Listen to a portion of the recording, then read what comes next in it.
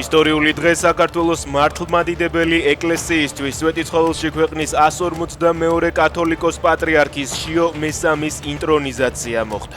აღსაყდრების დროს ახალ პატრიარქს მართვის სიმბოლოები საპატრიარქო მიტრა, კუნკულ ბარტყული, ჯვარპანაღია და კვერთხი გადასცეს. უწმინდესი და უნეტარესი სრულიად საქართველოს კათოლიკოს პატრიარქი, მცხეთა თბილისის მთავარ ეპისკოპოსი, აფხაზეთისა და ცხუმ აფხაზეთის მიტროპოლიტი. ასე განისაზღვრა შიო მესამის ტიტული.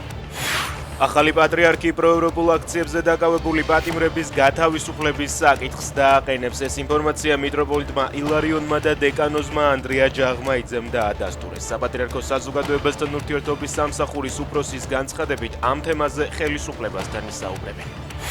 პატრიარქის აღსაყდრებას ბიძინა ივანიშვილიც დაესწრო. სვეტიცხოველში მივიდნენ კობახიძე, ყაველაშვილი, პაპუაშვილი, კალაძე და ოცნების სხვა წევრები.